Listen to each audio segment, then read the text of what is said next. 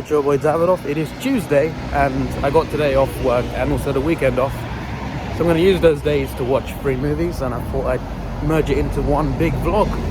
Well, it might not be that big, but yeah, I'm going to share my thoughts on each one. So the first one I'm watching is The Many Saints of Newark, which is a prequel to The Sopranos. So this should be quite good. And this weekend, Venom comes out in the UK finally. Venom 2, Let There Be Carnage.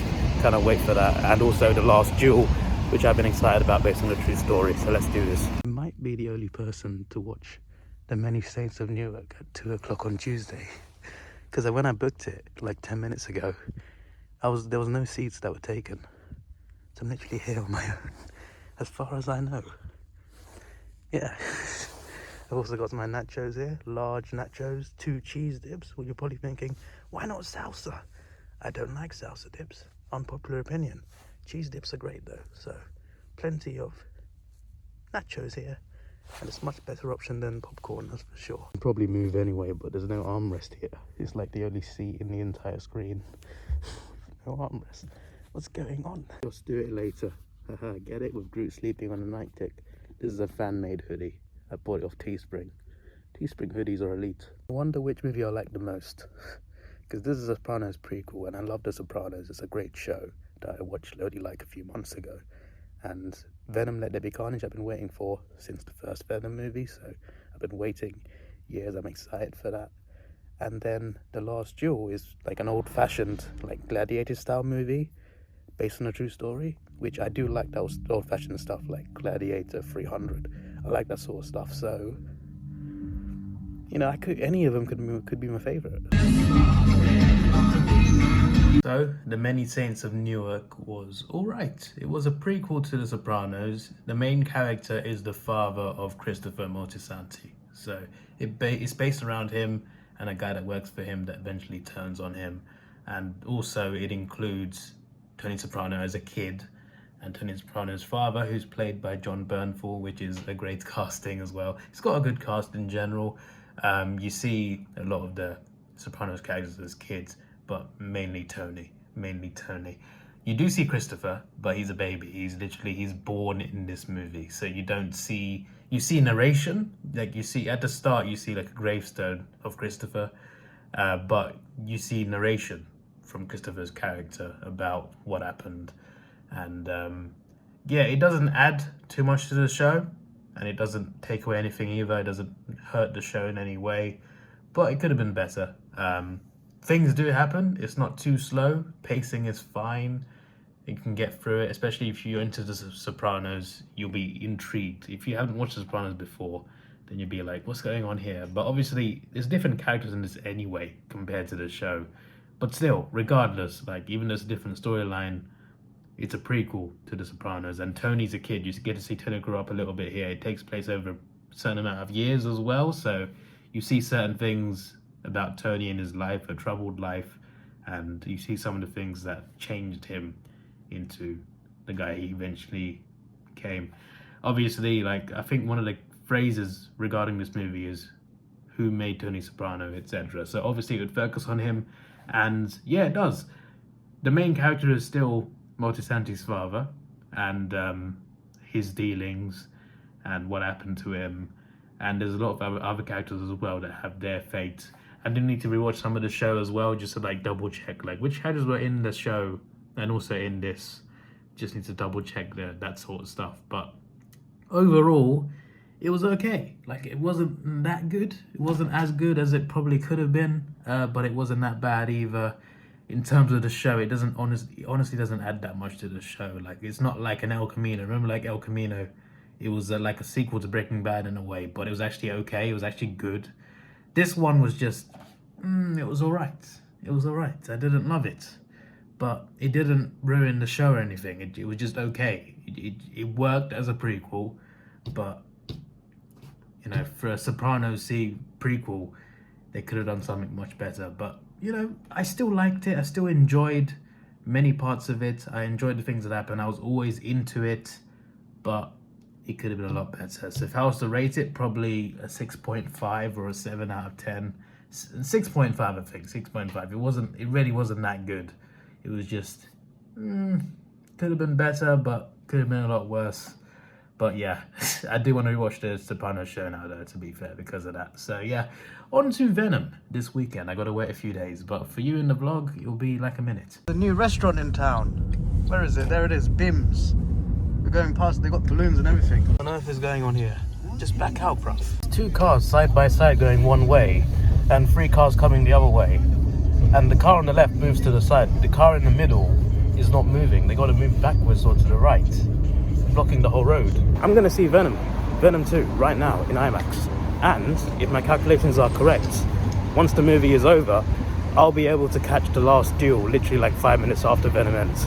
So fingers crossed I can see both today. The second one not in IMAX though, just the first one. But I look forward to this, and it's 10 minutes before the movie, so hopefully I can get some more nachos, hopefully.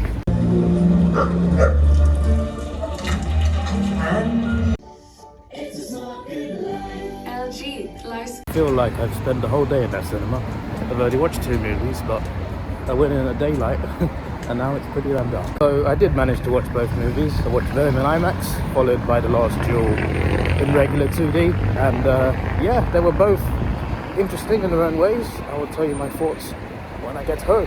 I didn't realise they opened a Five Guys here in the cinema car park. There's always been a Pizza Hut. Never noticed the Five Guys. There's a new burger place in town, Bim's. They opened today. It's got balloons and everything. I heard there's competitions, so I just couldn't go today.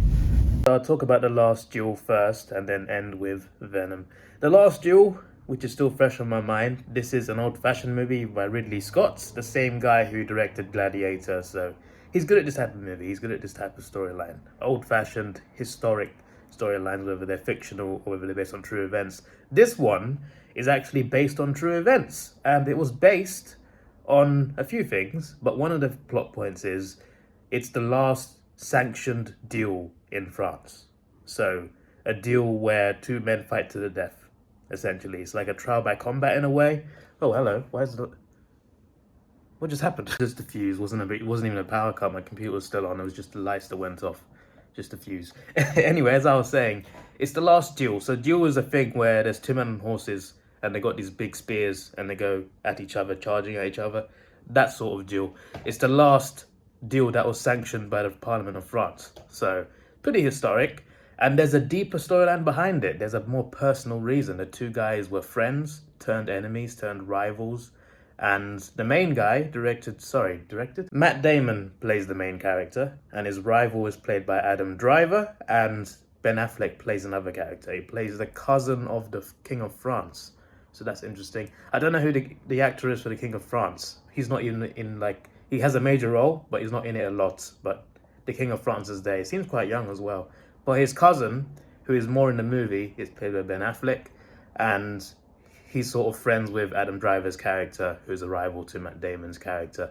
And Matt Damon marries Jodie Comer's character. Jodie Comer, who starred in Free Guy and was great in Free Guy, delivered another excellent performance in this one as well. So the reason why they duel, the reason why they fight to the death, essentially a trial by combat, is something that happens with his wife. The way this movie is done, you get the same story from 3 different perspectives. So like, you don't see every single scene the same, because each character experiences a different thing. So there's certain scenes where the other 2 are not there, so you're gonna get new scenes. But also there's some scenes where you see the same scene, just from different perspectives. So you see the perspective of Matt Damon, followed by, well, I'm not gonna spoil it, but you see perspectives of Matt Damon, his rival, and his wife. The 3 different perspectives of the same events, and something criminal happens, and eventually escalates into this duel. That's the best I can tell you without spoiling things too much.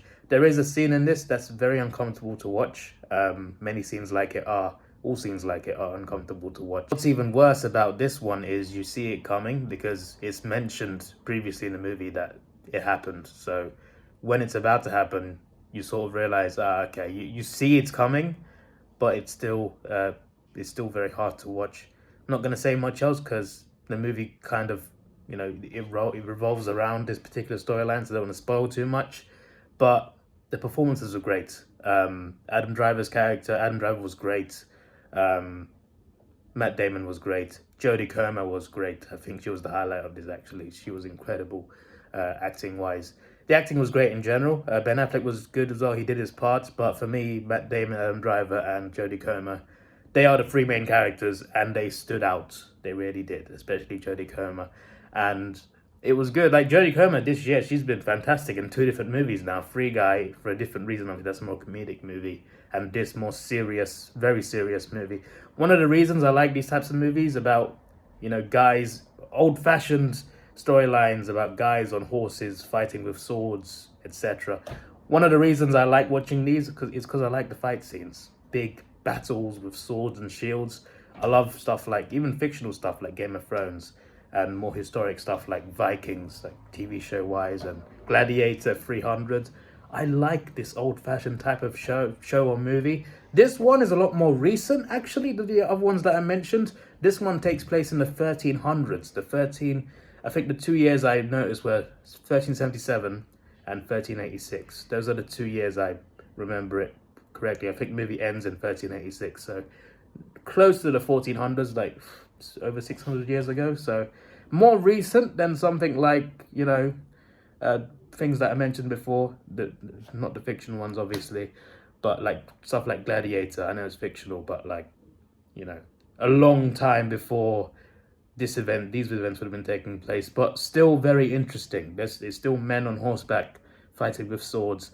But this one isn't as much about the battles. You see battles, but you don't see long drawn out battles. You tend to see battles skipped over because this is more of a drama. It's a historical drama, and for me it works really well. Like, I went in there expecting some cool battles, but I actually got a really good story at the same time, and that was great. Like, the battles, when they were there, they were good, but there wasn't many of them, and when they were there, they didn't last long. But if you are expecting like a action-packed movie, you're not going to get that. You're going to get some action, sure, but you're going to get a different sort of slower movie than usual. It's 2.5 hours and it doesn't feel that long. The pacing is so good, despite the fact that not much action happens. This is a drama, a historical drama with a duel at the end of it, because the duel happens. But there are some big battles at the start as well. I don't know what else to say about spoiling it, but this was really good, really good. I would give this an 8 out of 10. Many Saints of Newark, I don't think I gave it a rating. I probably did, but I think I gave it 6.5 or a 7. This Ridley Scott movie, The Last Duel, he knows how to make old-fashioned movies. It's an 8. I'd probably push for an 8.5, actually.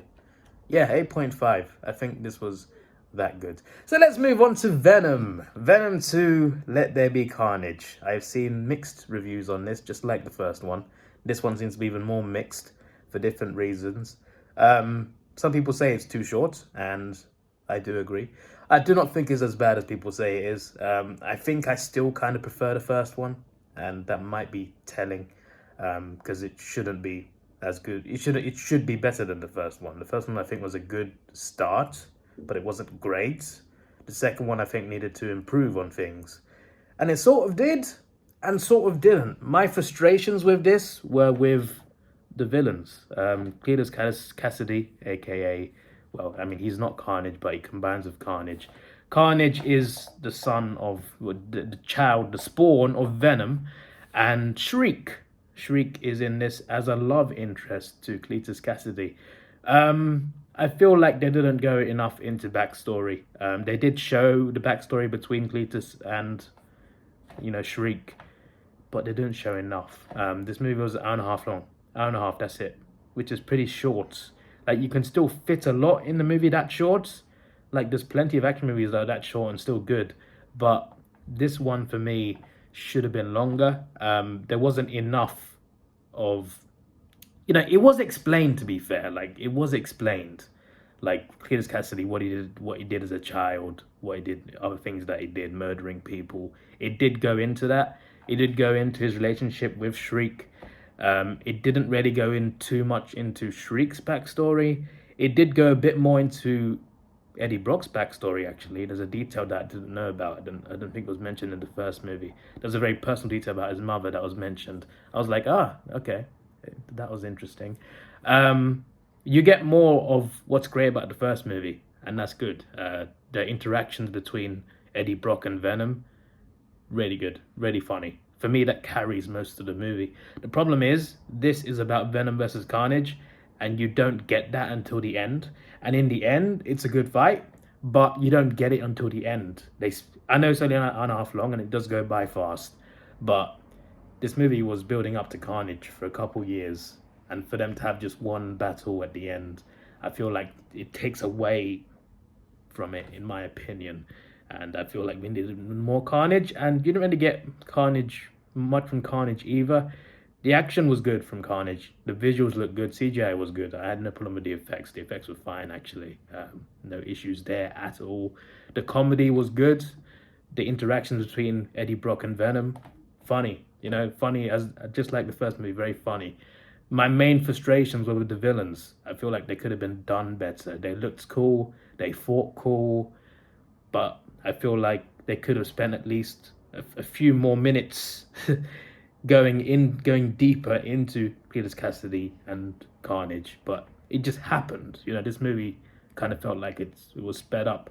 Honestly, I saw some people say that it felt like they cut things out. And maybe, but for me, it still felt like a coherent story. For me, it still felt like, you know, a story that fit together scene by scene. My only issue is that they didn't go deep enough into the villain's backstory, both of them. But yeah, that's my opinion. But I don't think it was that bad, and I would rewatch it. Maybe not in cinemas. If I wasn't working full time, then yeah, I probably would go back and watch it in cinemas actually. But there's only some movies I really want to go and rewatch nowadays because I only got so many days off. But the point is, Venom 2, I would buy it on 4K Blu-ray. I would, because it's a fun little hour-and-a-half movie. But it should have been better, and it could have been better, and I think the main reason was the villains. But Venom himself, Eddie Brock and Venom together, even Stephen Graham's character, I thought they all fit the movie fine, and the comedy was fine. So it just needed some tweaks, just like the first one needed some tweaks. But honestly, the first one felt like a better overall movie. At least with Riot, he felt more like a fully fledged out villain. But I still loved the look of Carnage. He was crazy, he was scary when he was there. And he did turn up, he did a lot of things before he fought Venom, sure. And it was crazy to see, but we needed more of an origin, more of a backstory. Even though it was explained, needed more of that. So that is my thoughts on that. So I would rate it a 6.8, random number. I don't know, I feel like 6 is too harsh and 7 is too nice. So 6.8, not 6.5, that feels too harsh as well. 6.8 out of 10. I didn't hate it, I didn't love it, but I thought it was okay, just needed improvement. But the mid-credit scene is amazing, all right? Stay after the credits. Well, you don't have to stay that long. The movie ends, there's about 2 minutes of credits. You see the ending credit theme song, Skylar Grey feat Eminem, and I can't remember the other artist.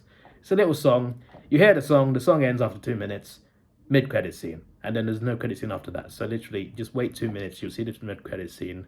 It's amazing. I cannot say anything because it's a major spoiler, but it's bloody awesome how they did it, and I'm excited for any possible Venom sequels because the mid-credit scene sets up something very nice. So stick around for that. Probably the best scene of everything, actually. Even better than the movie, to be honest. There was also a parallel, actually. One more thing. There was a scene that had a parallel with the Amazing Spider-Man franchise, starring Andrew Garfield. I'll say nothing else, but there was a really interesting parallel, which you might notice if you're a Spider-Man fan. This is your boy Davidoff. Please like, share, subscribe. Thanks for watching. Have a good day. Gonna upload this vlog on Sunday for vlog channel viewers, and for the movie channel, probably it's up on Tuesday, Wednesday. So I will see you then. Goodbye.